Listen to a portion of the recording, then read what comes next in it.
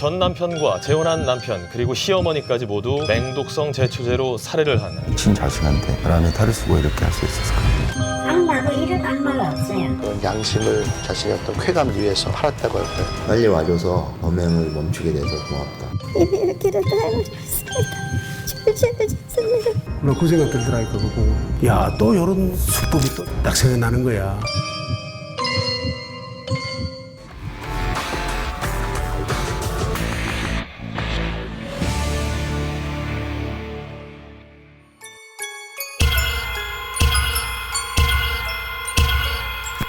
가족들의 눈을 멀게 하는 방법으로 억대 보험. 엄 씨의 범죄 행각에 죽거나 실명한 사람은 모두 6명, 보험금만 5억 9천만 원을 탄했습니다.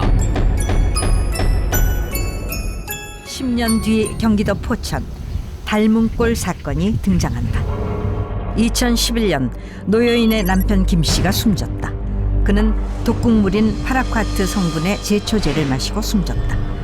노여인은 다음에 재혼을 했다. 9달 뒤 시어머니가 갑작스레 숨졌다. 불행은 여기서 끝나지 않았다. 3개월 뒤 건강하던 노여인의 두 번째 남편 이 씨도 숨진 어머니와 같은 희귀 폐질환을 앓기 시작했다. 그런데 두 번째 남편의 진료 기록에 이상한 점이 있었다. 농약 제초제 파라콰트 그라목손이라고도 하는데 그 중독에 굉장히 의심이 되는데, 그런데 딱 걸리는 게 하나가 그 경과가 맞지가 않았어요. 퇴원을 해서 집에 가면은 악화돼 갖고 또 다시 병원에 오는 것이 반복이 되고 있었어요. 이게 범죄일 수 있다는 거, 범죄라면 그런 일도 일어날 수 있지 않겠는가. 집에 가면은 그 약에 노출이 될 수도 있다 하는 전제를 깔으니까 모든 퍼즐이 다 맞는 거예요. 누군가 집에서 제초제를 먹이고 있었다. 용의자는 노여인이었다. 하지만 보다 더 확실한 증거가 필요했다. 파라콰트 성분은 몸에 남는다. 경찰들은 원인 불명의 폐 질환으로 숨졌던 시어머니 시신을 부검했다. 결과는 놀라웠다.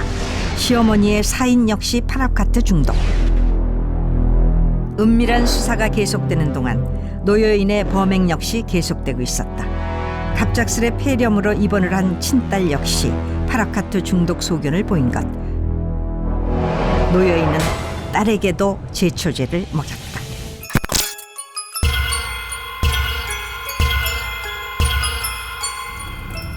(2008년) 이혼을 하고 한동안 발길이 뜸했던 올케가 어버이날을 일주일을 앞두고 3년 만에 집을 찾았다고 합니다. 동생이 죽기 일주일 전 일이라는데요. 그날 올케는 사들고 온 음료수를 냉장고에 넣어두고 갔습니다. 처음 음료수를 꺼내 마신 건 한 집에 살던 시어머니였습니다. 소주에 소량을 섞어 한 모금을 마셨지만 이내 뱉어냈다고 합니다. 그리고 며칠 뒤 남편이 냉장고에 있던 음료수를 마시고 그날 바로 복통을 호소하며 갑작스럽게 사망했다는 겁니다.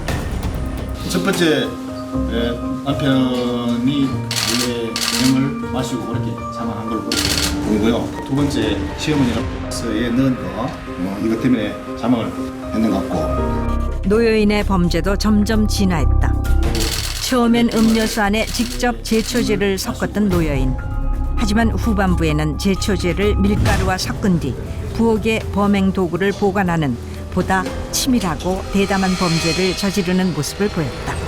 어디서 했는지 밀가루, 쌀가루 고기다가 이렇게 해놓으면 고기를 해서 유리형 하게 해서 찬장에 또 올려놓고 쿵갈 때만 이러면 남들이 저게 없잖아요. 그것도 찬장에 올려놨어요. 찬장에. 앞선 두 건의 범행 이후 수법은 더 교묘하게 진화했습니다. 제초제를 밀가루에 섞어 일종의 조미료처럼 국이나 찌개에 넣었다는 겁니다.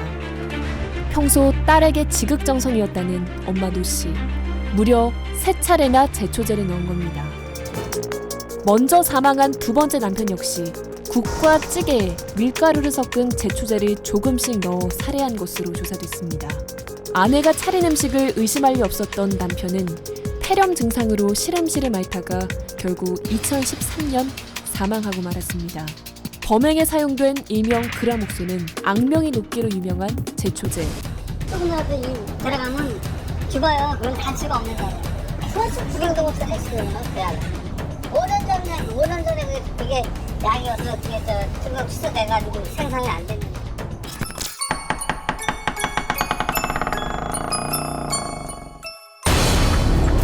평범한 가정주부의 얼굴을 하고 있었던 여자. 그녀의 악행이 세상에 드러난 건 지난 2월이었다. 이쪽에 우리가 뭘 찾으려고 하는지 혹시 아세요? 뭘 찾으려고 그럽니까 우리가? 농약이요? 자, 이걸 꺼내놓고 집안 곳곳에서 결정적 단서인 제초제가 발견됐다. 아, 저것도 기회예요? 제초제를 밀가루에 섞어 냄새가 날아가게 말린 뒤 마치 조미료처럼 음식에 넣어 가족들에게 조금씩 먹였던 노여인. 첫 번째 남편의 사망 보험금으로 4억 5천만 원. 두 번째 남편의 사망 보험금으로 5억 4천만 원. 자신의 아들에게 상속된 시어머니 소유의 10억 원대 부동산. 딸의 입원 보험금으로 지급된 700만 원까지. 가족들의 사망과 입원으로 20억 원의 돈을 차지하게 된 노여인. 검거 일주일 전 노여인은 스키장에 있었다. 그녀는 고가의 스키 장비에 아낌없이 투자했다고 한다. 노 씨는 이후 백화점에서 하루에 수백만 원어치 쇼핑을 즐기는가 하면 2천만 원짜리 자전거를 사들이기도 했습니다. 스키를 강적으로 좋아하고 또 자전거도 타고 또 소비 성향이 상당히 큽니다. 거의 다 소비가 된 상태입니다. 딸에게 제초제를 먹인 뒤 검거된 노여인. 그녀는 지금이라도 멈출 수 있어 다행이라는 말을 남겼다고 한다. 이렇게라도 알고 싶습니다. 아무리 사이가 안 좋아도 그런 짓을 하면 안 되는데 절제하지 않습니다.